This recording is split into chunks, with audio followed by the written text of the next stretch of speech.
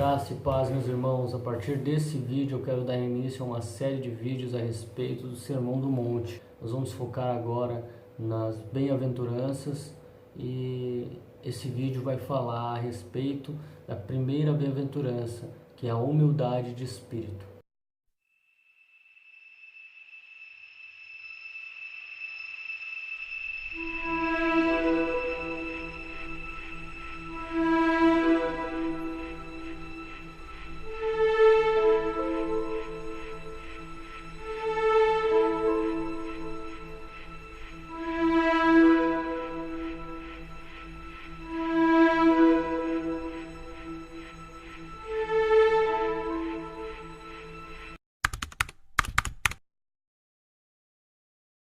Bom, meus irmãos, o texto a qual nós vamos ler e tentar entender juntos aqui fala a respeito da primeira bem-aventurança, que é humildes de espírito. E o texto se encontra em Mateus, no capítulo 5, versículo de número 3. Você também vai encontrar essa descrição em Lucas, no capítulo 6, versículo 20. O texto em Mateus diz da seguinte maneira: bem-aventurado os pobres, ou também pode-se dizer os humildes de espírito, porque deles é o reino dos céus. Esse sermão foi pregado em uma região montanhosa da Galileia e foi o primeiro grande sermão de nosso Senhor Jesus Cristo. E esse sermão, ele inicia-se no capítulo 5 de Mateus e vai até o final do capítulo 7. Ou seja, são 3 capítulos em Mateus que falam a respeito desse primeiro e grande sermão de nosso Senhor Jesus Cristo. O que nós precisamos entender primeiramente a respeito desse sermão e também incluindo dessas bem-aventuranças é que elas não são de forma alguma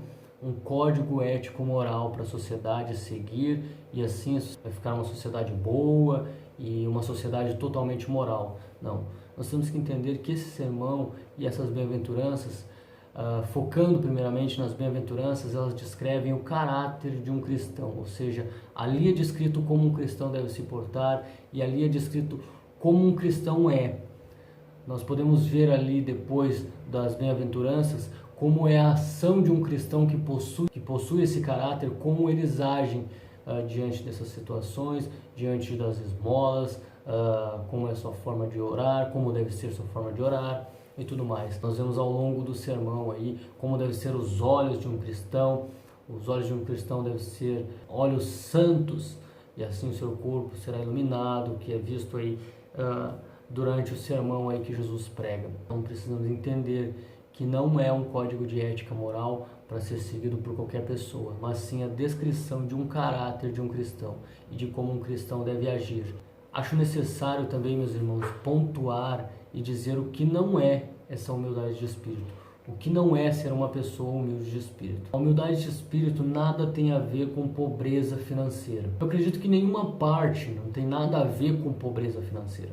Porque o que a Sagrada Escritura condena, que nós vemos em 1 Timóteo, no capítulo 6, versículo 10, no qual Paulo escreve, é que o amor ao dinheiro é a raiz de todos os males. Não o possuir dinheiro, mas amar o dinheiro. Então, desse modo eu já consigo verificar que não tem nada a ver com pobreza financeira. E essa interpretação errada se deu início, posso dizer assim, com São Francisco de Assis, que considerou que a humildade de espírito ou pobreza de espírito estava relacionado a bens materiais, e ele se despiu dos seus e hoje podemos dizer assim, que deu-se origem aos franciscanos, abandonam os bens materiais e vivem de forma pobre e miserável. E também não tem nada a ver, meus irmãos, com falta de personalidade. Uma pessoa que se acha uma coitadinha ou uma pessoa que é tímida demais. A humildade de espírito também não tem nada a ver com isso. Então, o que quer dizer, o que significa essa humildade de espírito? Eu posso dizer com clareza e com total certeza, na verdade, que essa humildade de espírito, a qual bem-aventurados são essas pessoas que são humildes de espírito ou pobres de espírito, porque delas é o reino dos céus, essas pessoas são pessoas que são totalmente dependentes de Deus e que entendem a miséria que há em seu ser e em sua natureza. Aí está relacionado à humildade de espírito.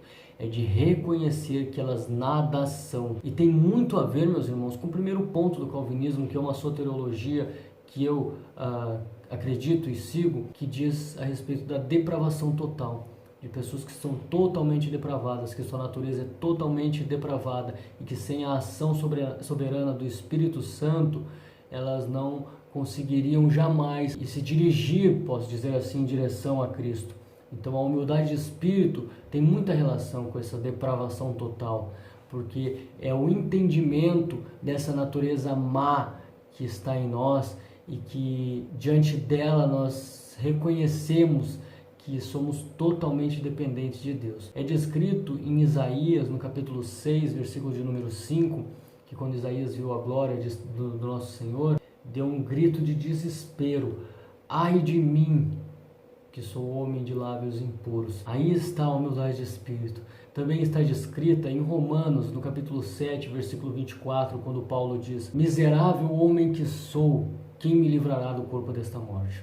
Aí também a descrição da humildade de espírito, por assim dizer. E também, meus irmãos, um exemplo da humildade de espírito se encontra em Filipenses, mais uma vez Paulo.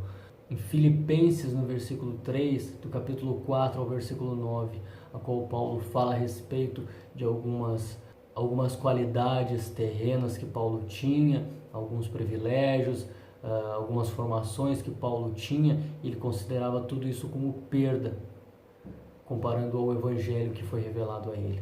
Aí está a humildade de espírito, que apesar de seus cargos e da elevação que a pessoa possua e do nível que a pessoa possua aqui na terra, nada disso é comparado quanto ao evangelho que nos foi revelado. Aí está a humildade de espírito, independente do status que nós estamos ou do cargo que possuímos e de importância que nós temos aqui nessa terra, diante dos homens, nada se compara diante de nosso Deus. Aí está a humildade de espírito. E ela vai muito, meus irmãos, contra. Interessante, a qual eu estava esquecendo, que a tradução grega para essa palavra humildes ou pobres, que é descrito aí no texto, a palavra grega, ela é a mesma palavra que é descrito ao pobre e mendigo Lázaro, ali da parábola de nosso Senhor Jesus Cristo. É a mesma palavra e tem o mesmo significado, ou seja, uma pessoa miserável, uma pessoa que mendiga, aí é o que está descrito. Mas nós temos que entender que é esse mendigo espiritual, ou seja, uma pessoa humilde de espírito, que é herdeira do reino. E essa bem-aventurança, ela vai muito contra ao movimento que nós estamos vendo crescente aí nas igrejas evangélicas brasileiras, infelizmente, que é o coach teológico, o qual exalta e diz que a pessoa é o centro do coração de Jesus e tantas outras coisas que elevam o ego das pessoas e que tem, de certa forma, seduzido muitas pessoas a seguir e a ouvir esses coaches teológicos aí. E o Sermão do Monte e essa primeira bem-aventurança, humildes de espírito, ela vai totalmente contra isso, meus irmãos. Ela derruba o nosso ego, ela nos destrói no meio. Ela diz que nós devemos diminuir para que o Senhor cresça em nós. E nós devemos nos pôr no nosso lugar, sermos humildes de espírito e reconhecer que nada somos, que somos totalmente depravados e que necessitamos dessa graça maravilhosa. Então, meus irmãos, basicamente é isso. Que venhamos a cada dia ser pessoas humildes de espírito, que esse caráter venha estar evidente em nós, que somos cristãos, salvos e herdeiros desse reino. Que venhamos andar em humildade de espírito e andar assim, confirmando que somos cidadãos do céu. Deus abençoe. Um abraço.